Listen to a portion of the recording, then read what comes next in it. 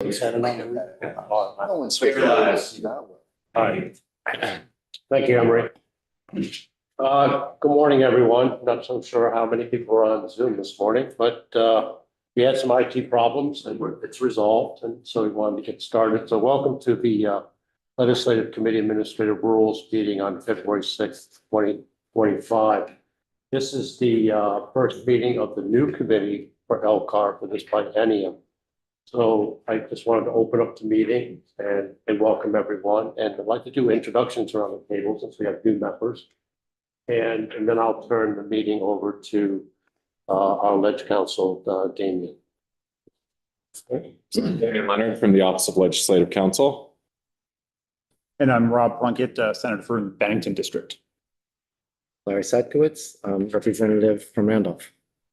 Scott Peck, Senator, Caledonia District. So, Longard, Senator from Bennington District. Senator Dave Weeks, representing Rutland County. Carol Odie, representative, the far north end of Burlington.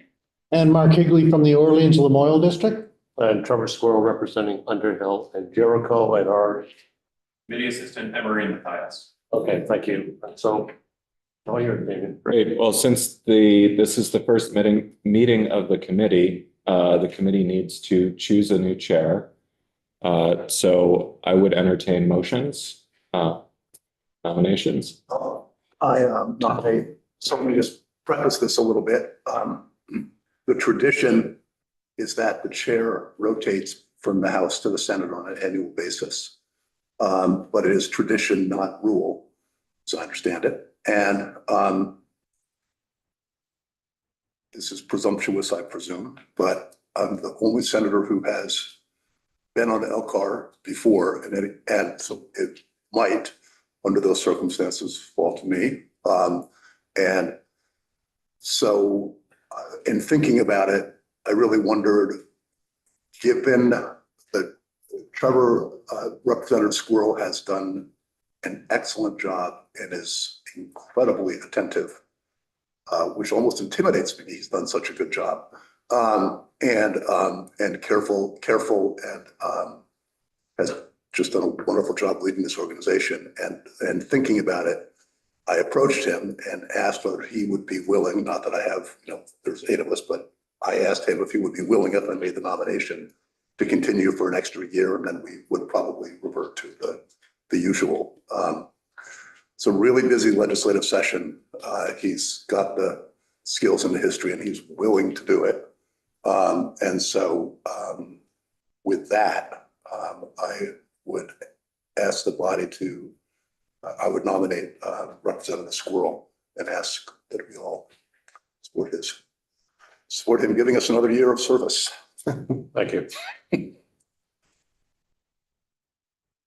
Are there any other nominations?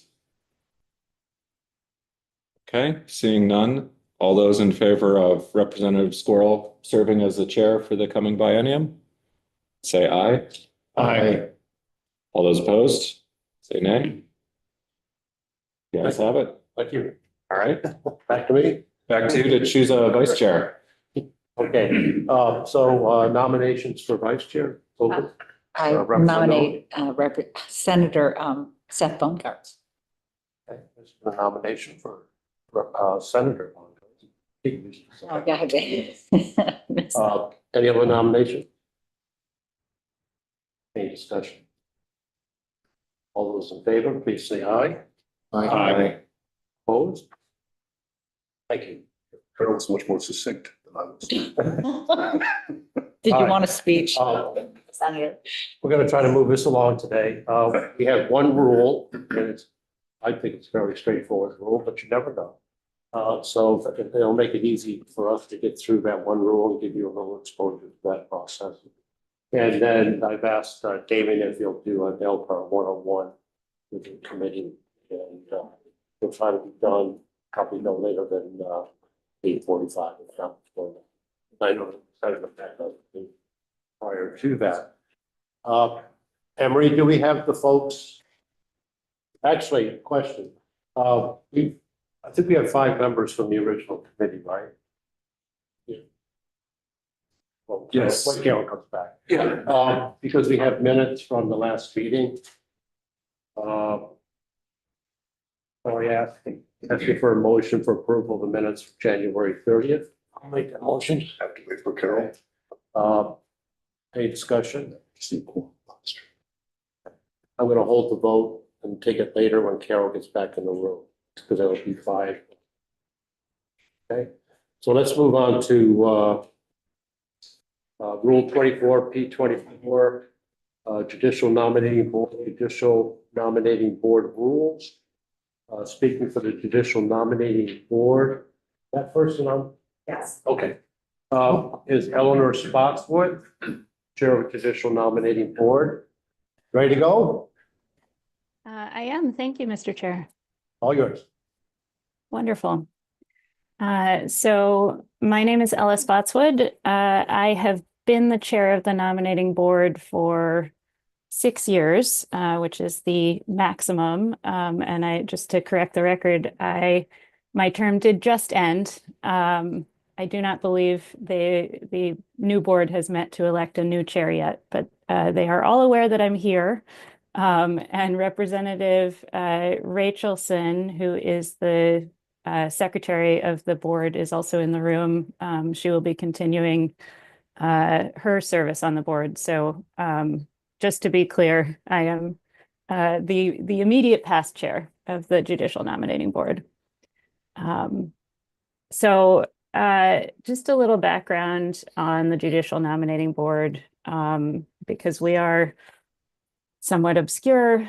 It is an all-volunteer board. We are made up of legislators from both chambers and from both parties, major parties. We're also made up of governor's appointees and members of the bar.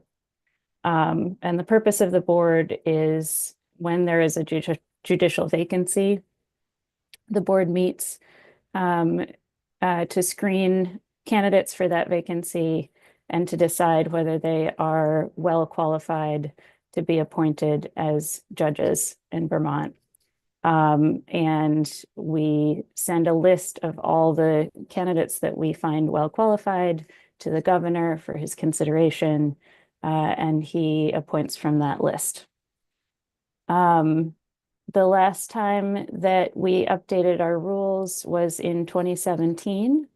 So these updates, which have been a few years in the making now, respond to some statutory changes and also some changes in the way the board has operated since 2017. Specifically, these rules respond to 2 statutory changes. One is the general state employee conflict of interest policy, which passed the legislature about 2 years ago. And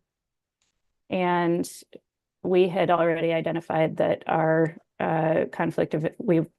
there was a desire on the board to update our conflict of interest policy. And the statutory change was timely. So we tried to mimic that as closely as possible. And then we also added a provision that the attorneys on the board wanted about when an attorney is presumably conflicted. Those changes you can find in Rule 5 of the nominating board rules. The other statutory change we responded to was to a statute from last year called H780, which updated the laws governing the nominating board and specifically the selection criteria for candidates. And there again, we basically mirrored the language of the statute almost, I think, word for word. And that's in an update to Rule 11. You can see those edits. Again, those come directly from statute. And then finally, the policy change reflected in these rule amendments is that we adopted a policy of, well, let me back up one second. Our prior rules required that we interview every candidate every time. So there would be a vacancy on the Superior Court. We interview everyone that applies. A couple months later, another vacancy would come up on the Superior Court. We would again interview everyone that applied for that vacancy. And we ended up with many repeat candidates, both successful repeat candidates and unsuccessful repeat candidates. I believe it was the prior practice of the board to sort of abbreviate some of those interviews quite a bit in some cases. The board over the last 6 years has decided to adopt a much more structured interview process in which we give each candidate more or less the same interview. We adopted that practice after looking at kind of best practices in interviewing and hiring. We also decided that given the number of repeat candidates and repeat interviews, it would make sense to streamline our process somewhat by creating a presumption that if you have interviewed in the last 2 years, that you will presumably have the same outcome. That presumption can be changed by a vote of just a minority of the board. 4 members can decide to re-interview a candidate. But we did adopt this rule change after much debate, and we adopted it unanimously to say that if you've interviewed with us in the last 2 years, the presumption is that your outcome will be the same, and we will not automatically interview you again. But we will give you an opportunity on your written application to tell us what has changed since the last time you interviewed with us. And 4 members of the board can vote to re-interview you and sort of reopen that question of whether or not you are well qualified. And that's it. I'm happy to take questions from the committee. Thank you. Committee members, questions, comments? Senator Week. Thank you, Mr. Chair. Ella, can a candidate request an in-person interview as a follow-up if they've been interviewed before? And they would. Absolutely. Yes, I think that would be part of their explanation in their application to say, you know, I think I deserve a fresh interview, and here's why. Thank you. Thank you. Anybody else? I'll entertain a motion.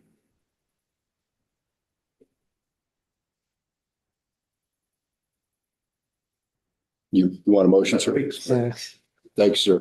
So I move that we approve 24P24 Judicial Nominating Board rules. Okay, motion for Senator Weeks to approve the rule. Any discussion? Okay, all those in favor, please say aye. Aye. Opposed? Will pass. Thank you very much. Okay, thank you. Thank you, Eric and Barbara. Just for bit of explanation, one of the things that you might hear committee members ask about is did we receive letters from the committees of jurisdiction around the rule? Typically not really concerned about that unless there's some controversy around the rule. Okay, and so in this case, it would be House Judiciary and Senate Judiciary. We'd ask them, does the legislature not arbitrary conclusions, or to provide some commentary around why they might feel that there are certain questions that need to be asked. In this case. Okay, thank you. All right, Damien. We've got a vote that we've tabled for now, I think. Oh, right, the minutes. Yeah, because I'm gonna have to depart in a few. Yeah, we'll Wanna we can get do it. that now. Representative Odie, I made a motion when you got, a motion's made when you got the room. So we're just voting on the minutes. Okay, thank you. Okay. I'm okay with the minutes. All those in favor, please say aye. Aye. Thank you. Thanks for that. Okay, now you're on. All right, great. For the record, again, I'm Damon Leonard from the Office of Legislative Counsel. So for some of you who have been on Lcar, this will be old information, maybe a refresher. And for those of you who are new, Lcar serves kind of a unique function. And so I'm going to walk you through a little bit what the administrative rulemaking process looks like getting to Lcar, and then what our role at Lcar is. I know one thing I encounter with members of the public and advocates is often they have an outsized view of what Lcar can and can't do. And so there are some important things to know, like, for example, we cannot stop a rule from being adopted. We can just object to the rule being adopted. So we'll talk about that. I sent you a memo, which is a much more detailed walkthrough of the information in this presentation. But it is also a little bit dry and dense. So hopefully we can do a quick presentation here, and I'll take any questions that you have as we're going along. So just feel free to raise your hand and I'll try to answer them the best I can. All right, get my screen shared.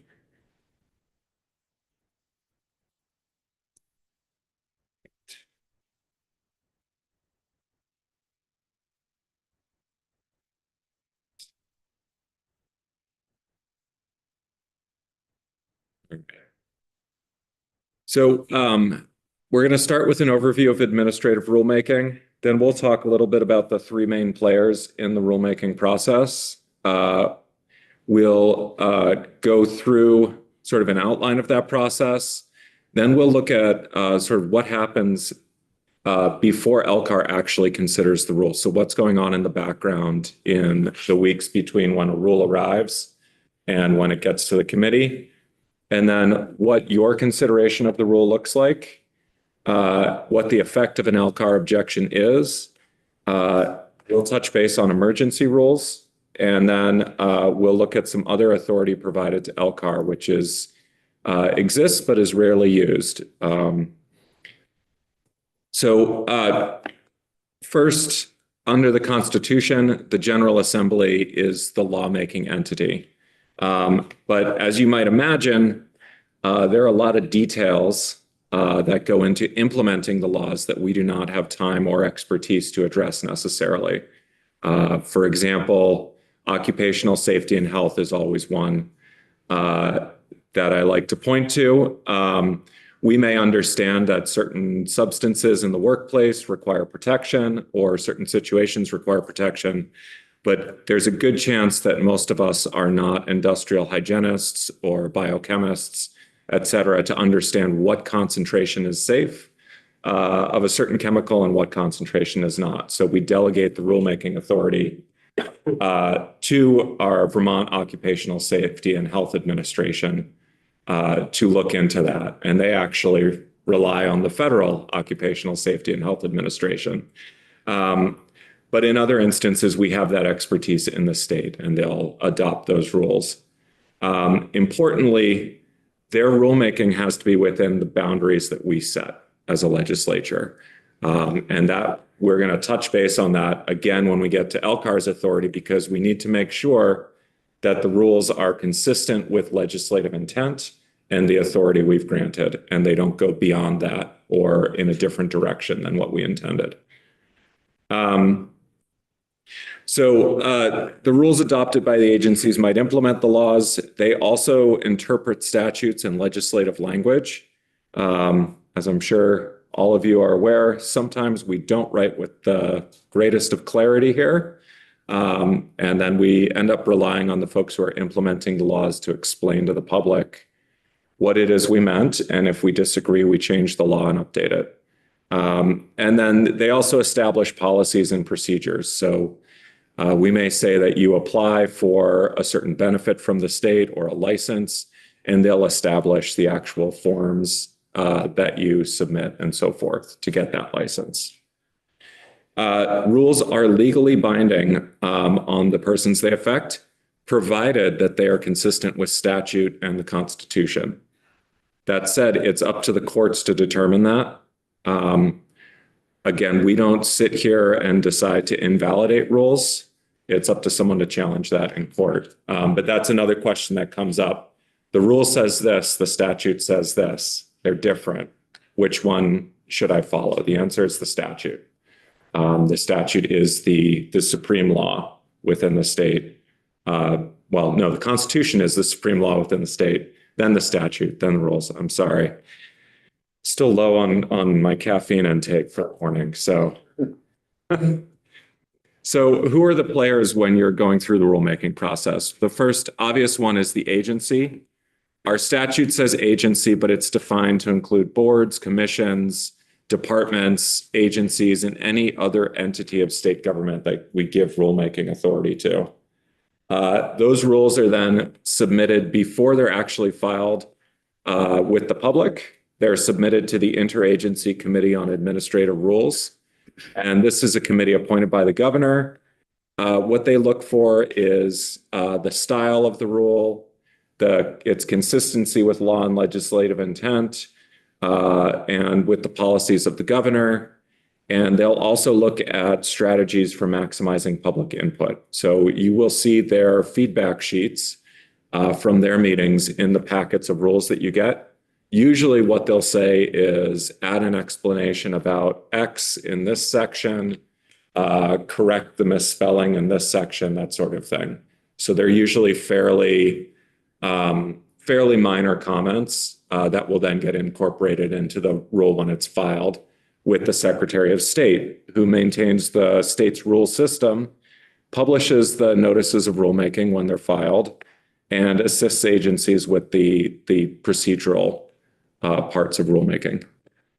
Good. Yes, Chair. So ICAR, how many members? What's their tenure? That is a good question. Just roughly. Does it this body or? Yeah, if I remember, it's 8 or 10 members. They're appointed from different state agencies. Typically, the Deputy Secretary of Administration serves as the chair, although the chair is just appointed. It's typically a designee of the Secretary of Administration. And then I don't know what their term is off the top of my head. All agency? They're all agency.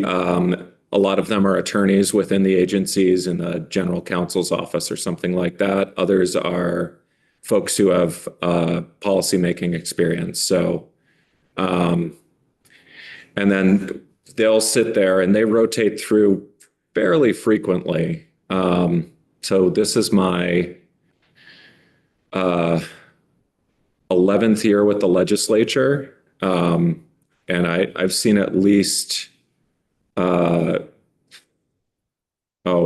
well over 20 different members of ICAR rotate through. So, but yeah, I can find out what the term is, but it's similar to us. It changes from biennium to biennium. Do they meet as regularly as Lcar? I think they meet on a monthly or biweekly basis, but again, I could find out. They tend to go through clusters of rules, and what happens with them is, so they get the rule at the pre-filing stage, and then the rules will take 3 to 6 months usually to reach Lcar. And so what might have been a cluster of rules filed in February gets spread out across the fall and winter with Lcar. So, great.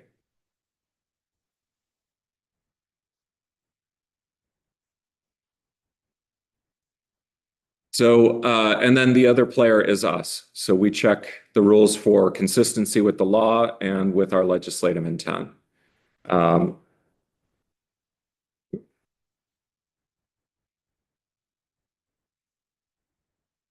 So what does the process look like? So the agency pre-files with Lcar. Then the agency, after that, they file their proposed rule with the Secretary of State. At that point, an 8-month clock starts. So they have 8 months from the day they file with the Secretary of State to adopt the rule, unless it's extended by Lcar. So you will, in your time with Lcar, get requests to extend the adoption deadline, and usually they're granted. And in the same way, we also have a 45-day review period that the agency can extend. So oftentimes we'll ask for an extension to the 45-day review period, and they'll ask for an extension to the adoption deadline at the same time. And we'll both approve them as a courtesy. So after that, the Secretary of State publishes notice of the proposed rule. Generally, at that point, the agency holds public hearings and receives public comment on the proposed rule. There is an allowance in the statute if the agency doesn't hold proposed hearings for how long they have to allow public comment to be submitted. But in almost every instance, there is public comment on the rules prescribed by Lcar. And so that has to happen because that's part of the maximizing public input process. I can't off the top of my head think of the last rule I saw where there wasn't a public hearing on the rule. But it does happen. And sometimes you will also see in the rules that no one attended the public hearing. So they held a hearing and no one came. After that, the agency, if they receive comments at the hearing or written comments that are submitted to the agency, they are required to consider them. And then if the comments recommend changes to the rule, they're required to explain why they did or did not make the changes requested. And it really varies. Sometimes they will make all the changes requested. Sometimes they will make none of them. And sometimes there's quite a bit of controversy over what they do and do not make. It really depends on the rule. Sometimes the changes that are requested are beyond the authority of the agency to make. They require the legislature to change the statute.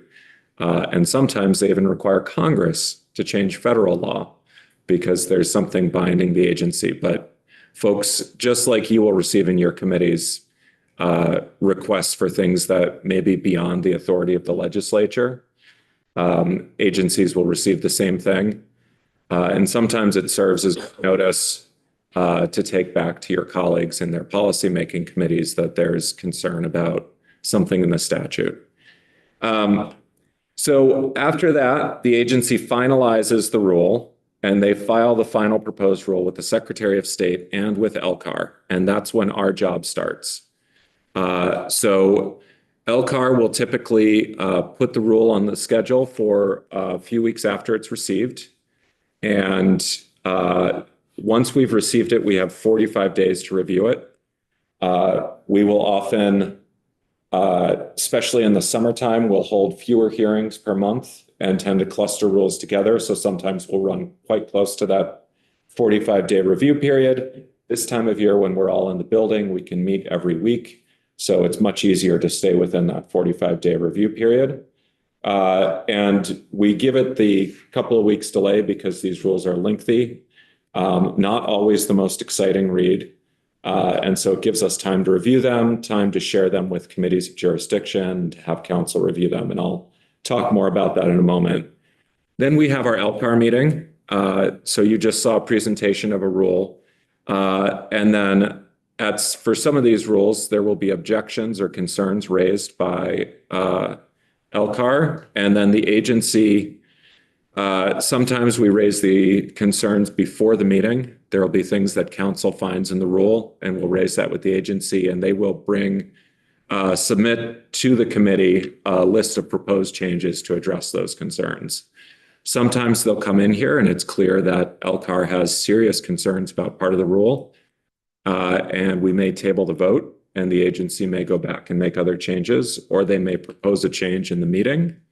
Or in the most serious cases, Lcar will actually vote to object to the rule on one of its bases for review, which I'll talk about in a minute. At that point, the review period stops, the clock stops on that 45 days, and the agency has 14 days to respond. If Lcar is not satisfied with their response at the end of the 14 days, Lcar can certify its objection to the Secretary of State. And I'll talk more about the objections in a minute. But otherwise, Lcar can approve the rule or vote not to take any action on the rule. And we'll talk about the significance of those choices. After Lcar, the agency, no matter what Lcar does, the agency can adopt the rule. So then they file with the Secretary of State, and the rule will take effect 15 days after it's filed with the Secretary of State, unless the agency has set a later deadline. So sometimes the rule is being adopted to line up with a change in federal law or something like that. And so they'll set the adoption date as the date it needs to take effect. Questions on the sort of overarching process? All right. All right. So what happens when we get a rule here at Lcar? So it comes into our committee assistant Emery. He places it on Lcar's calendar. On the Lcar webpage, you will see a tab on the left-hand side for pending rules, which will tell you when it was received, when the hearing is scheduled, and when the 45-day and 8-month review periods end. So it kind of allows you to keep tabs on that. So the rule then gets distributed to your committee counsel, which is me, the chairs of the Committee of Jurisdiction, the subject matter attorney in the Office of Legislative Counsel. And then if there is a Public Records Act exemption in the rule, it also goes to the chairs of the House and Senate committees on government operations. So all of those folks are supposed to review the rule. And then we're basically reviewing it to determine if there are grounds for Lcar to object. And then for counsel, we're also reviewing for technical and typographical errors. Sometimes we'll see things like a cross-reference that's incorrect or a wrong statutory reference. Sometimes there's just sentence structure or typos that we identify. And sometimes we don't find any issues with the rule. So it kind of runs the gamut, but we'll send an email to the contact person for the agency to let them know if we have any concerns.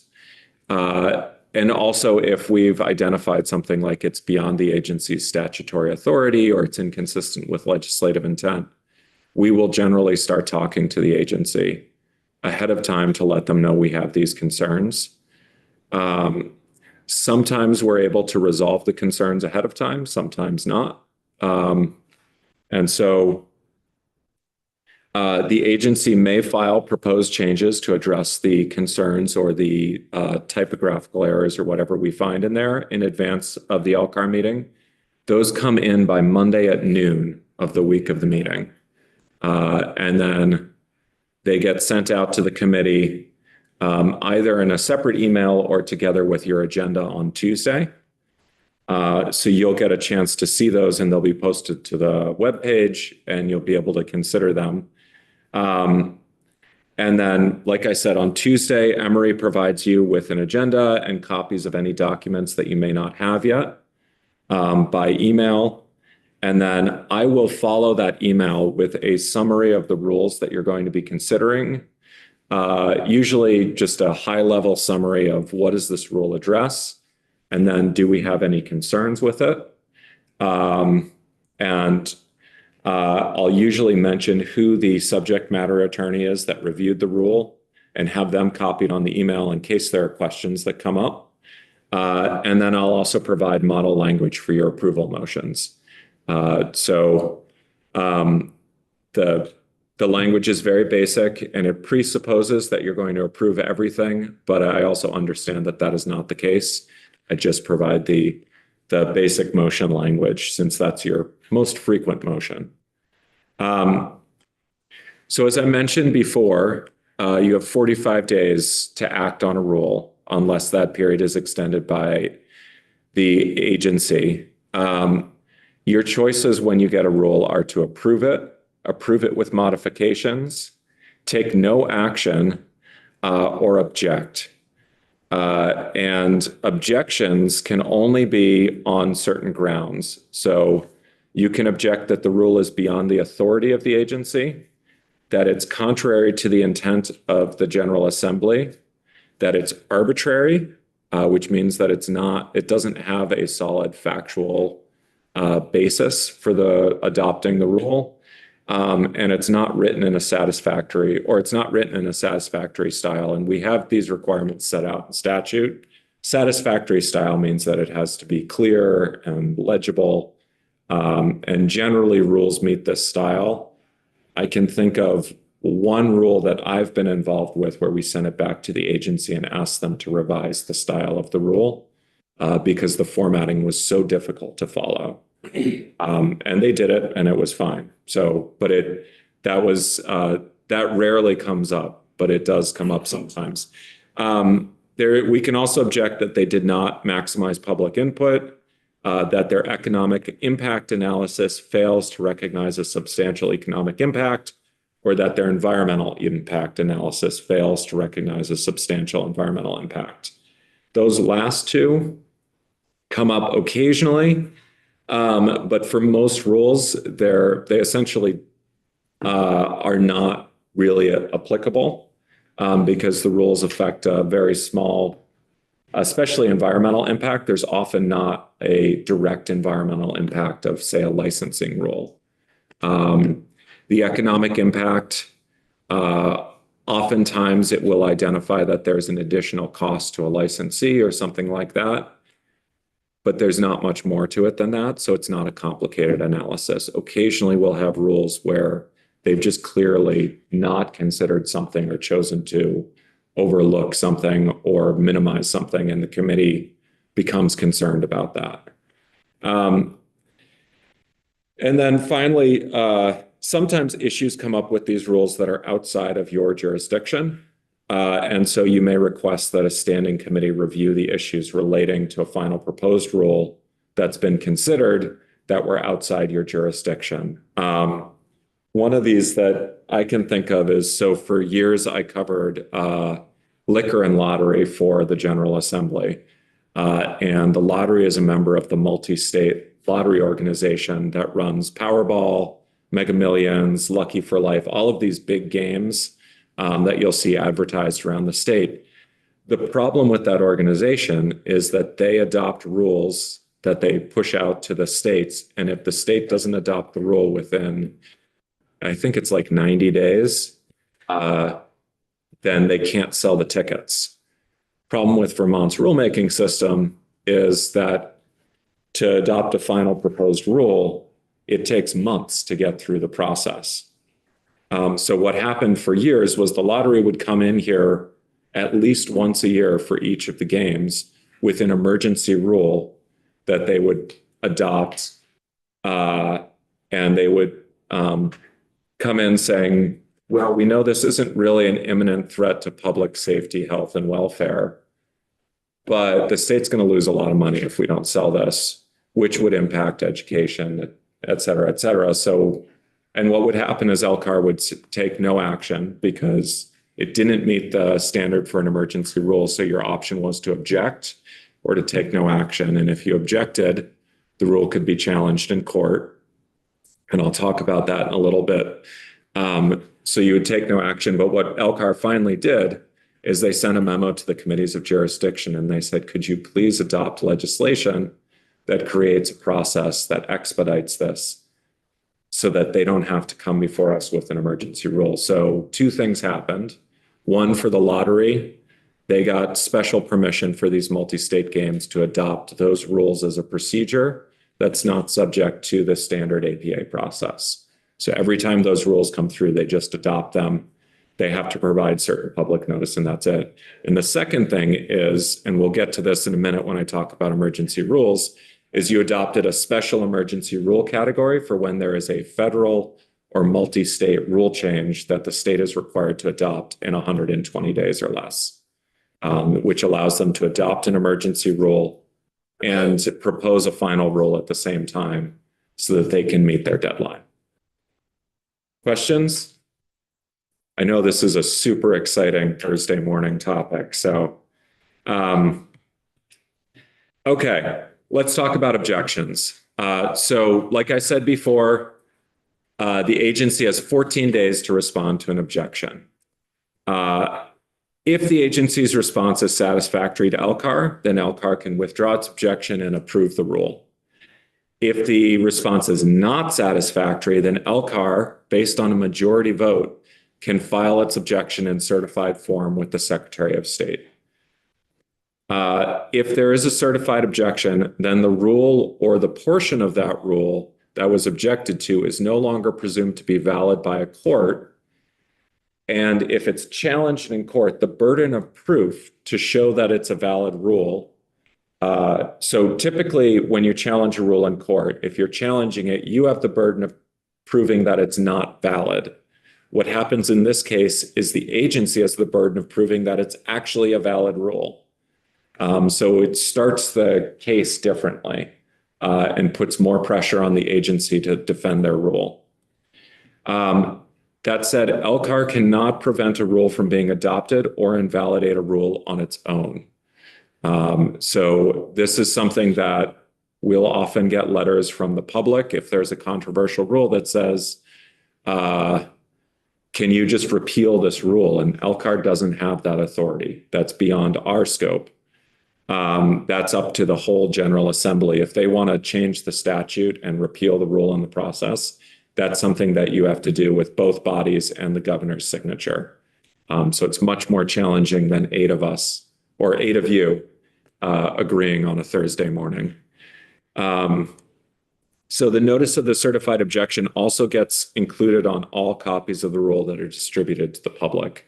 So now there's public notice that the legislature said that, for example, this was not consistent with legislative intent. And then really importantly, failure to object is not an implied authorization of the rule's substantive or procedural lawfulness. And this is a quote from the statute, which we include anytime Lcar votes to neither approve nor object to a rule. Because there's often a misconception that when we don't object, we've approved. And that's not always the case. There are instances where Lcar has serious concerns about the categories for an objection, but has decided not to object for various reasons, in part because of the legal effect of an objection.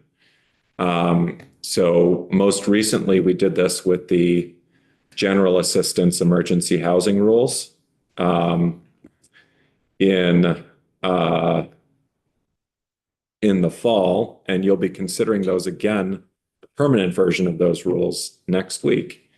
So one of the concerns was that there were certain portions of the way they had implemented the program that the legislature had been silent on, and the sense was that that may have been inconsistent with legislative intent. So we sent a letter to the Secretary of State and the agency explaining that we weren't objecting, but we're hoping that the agency would address those concerns. Part of the reason the rule is up for next week is that they weren't addressed in the initial proposed final rule, and the agency is considering whether to make additional changes to address those concerns at this time, is my understanding. So, and we'll find out more. But anyway, that brings us to the emergency rules. Typically, they can only be adopted when an agency believes there is an imminent peril to public health, safety, or welfare. There are also often instances where the legislature will say, adopt rules as emergency rules with a final rule, because our timeline is too short for you to go through the multi-month rulemaking process. And so that allows the agency to roll out rules much quicker. That's what we did for that emergency housing program, because the program continues year round, but we make changes to it every year in the budget and reauthorize the program with new limits and new criteria. And so they have to update their rules every year. So in order to make sure that that happens when the new fiscal year starts, we allow emergency rules and then require them to adopt permanent rules as well. You do not have to pre-file an emergency rule with Lcar or file it in proposed or proposed final form before you adopt it. The agency gets to adopt the rule after whatever notice and hearing it finds to be practicable under the circumstances. So if the agency decides that it needs to get the rule out so quickly that no notice or hearing is practicable, it can do that. That said, the emergency rule can only be in effect for 180 days. The idea being that you will also propose a final rule at the same time you adopt the emergency rule. And by the time the emergency rule expires, you will then be able to adopt the final rule. There have been some instances where you run over and have to adopt a second emergency rule. Usually that's it. In one particular instance, I think we had 9 successive emergency rules before the final rule was finally adopted. But I'm going to leave that there since I think that may bring up some angst for longer serving members of the committee here who dealt with that for years. Lcar, again, can object to emergency rules if the rule is beyond the authority of the agency, contrary to the intent of the General Assembly, arbitrary, or not necessitated by an imminent peril to public health, safety, or welfare sufficient to justify adoption of the emergency rule. And that most frequently is where things run afoul. I also mentioned earlier that the agency can adopt emergency amendments for programs controlled by federal law or multi-state entity. If the federal statute or rule or the multi-state entity rules have changed in a way that requires a change to the existing rule that has to be implemented in 120 days or less, and the agency finds that it could not adopt the final rule by the date required, and that failure to amend the rules would cause significant harm to public health, safety, or welfare, or very importantly, a significant financial loss to the state, because this is often the issue here is the state won't be able to do something and will lose funding because of it. And then the agency is required to pre-file a permanent rule on the same day it adopts that emergency rule. Other authority that Lcar has, so we can review existing rules the same way that we review proposed rules. So this is almost never used, but the instances where it comes up are if there's an existing rule that dates back decades sometimes, and we've changed the statute a couple of times since then, and you hear from one of your constituents that the rules no longer line up with the statute. Lcar could then call for a review of the existing rule and could object that it's no longer consistent with legislative intent or the authority of the agency if the rule hasn't been updated. And this would be a way to force the agency into updating that rule. You can also compel an agency to initiate rulemaking to adopt an existing practice or procedure as a rule. So say the agency has filing procedures that change frequently and cause confusion for your constituents. You could force the agency to adopt them as rules so that they cannot keep changing them willy-nilly. That said, or you could compel them to start rulemaking. You can't actually force them to finish rulemaking. So I know you have to leave. It's okay. The final thing that you can do here is that if there's an existing rule that hasn't been updated in 6 years, you can file a request with the agency that the rule expire within 1 year, and this will force the agency to go into rulemaking. That said, they can always readopt the existing rule. And then finally, like I mentioned before, you can always reach out to the other standing committees and ask them to investigate a substantive policy issue that comes up. And that's it. I just want to make, Yeah, One of the other things that can happen is that the public can actually petition a department or an agency to rulemaking. You remember those that are on the wakeboard rule came as a petition to the Agency of Natural Resources. Now, I may misspeak, so correct me, but I believe that when, I think you need 25, I forget what it is, 25 signatures. The agency department could choose not to take it on. They're not obligated at all. they have to start rulemaking. They don't have to finish it. Yeah, so it's the same as for us. Yeah. Yeah. But A&R didn't take it on. Yeah.